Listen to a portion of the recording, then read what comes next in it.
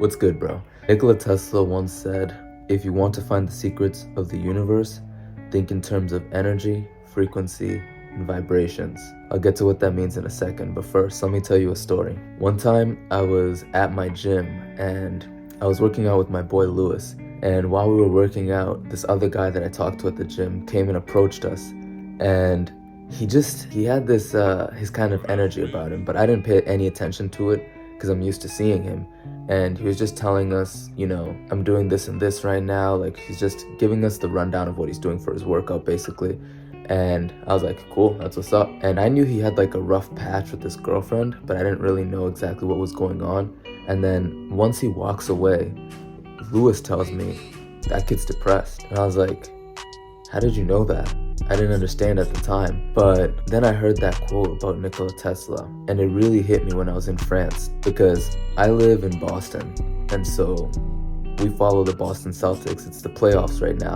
The NBA Finals are happening right now, but the Celtics were down 3-0, and they were coming back, so they won 1 game, 2 games, 3 games, and now it's game 7. While we're in France, the game is happening when it's like 3 a.m., so I can't watch the game. And I remember I woke up on the morning after game 7 had happened, and I just had this overwhelming feeling, I could sense it in the universe almost. It was dense.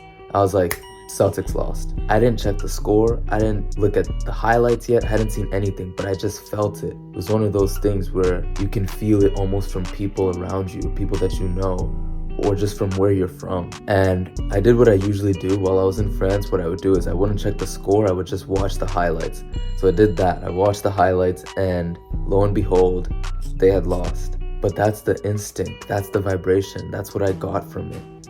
And I realized you can take this throughout your life and you can use it to your benefit. So there's actually an interesting thing with bees. I don't know if you've heard this before, but bees, when they buzz, like their wings, they make the bzzz sound. That frequency is actually happening at around C#.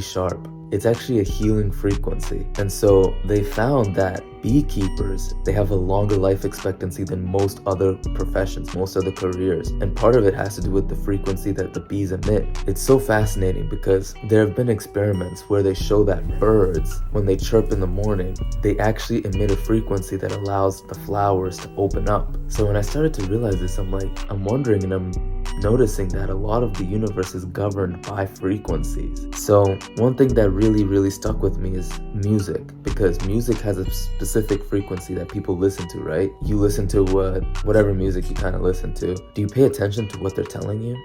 Do you pay attention to what they're saying? Do you pay attention to the way the beat sounds? Do you pay attention to the trance? What is the music telling you, brother? When I was depressed, I used to listen to Juice WRLD. What a surprise, right? I used to listen to the artists that literally talked about depression, drugs, alcohol, weed, Xanax. And guess what I was doing in my life? All of those things.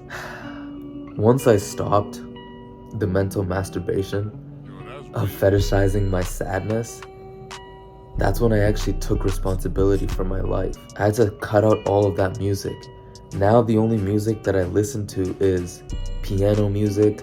I'll listen to lo-fi music, and I started to listen to audiobooks while I'm working out. I don't even listen to music anymore. I literally cut it out of my life as much as I can, because I realize the music is always telling a story. It's portraying what this person feels, and they're putting it onto you. You literally feel it.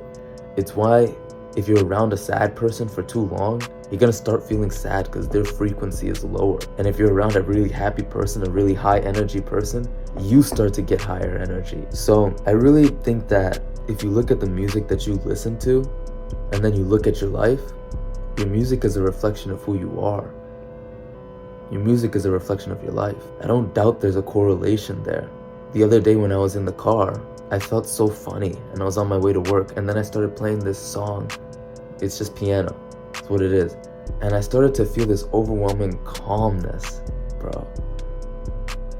I just felt so at peace, so at ease. And I think you should pay attention to that too.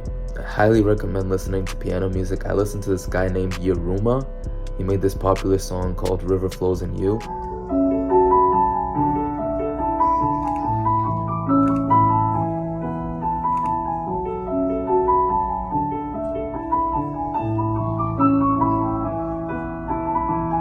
But anyways, here's the thing. It comes down to this. Thoughts are things. One of my favorite quotes is, thought is incipient action. What does that mean? Thought is an action that is developing. It's literally cooking it up. Because here's the thing, right? Thoughts lead to feelings, feelings lead to actions, actions lead to results. So here's the thing about music. It almost cancels out your primary thoughts and it just leads you to the feeling. And then that feeling needs a result as an output. The overall output is the result, and then you do an action and then you get that result. So pay attention to the silent movie, brother. Pay attention to what's being told without any noise. Pay attention to how you feel around certain people. Pay attention to the way you make people feel. What are you conveying with your actions? What are you conveying with your words? What are you conveying with your facial expression? How do people feel around you? How do you feel around other people? And really pay attention to the frequencies and the vibrations, because that's where you find the truth. Peace.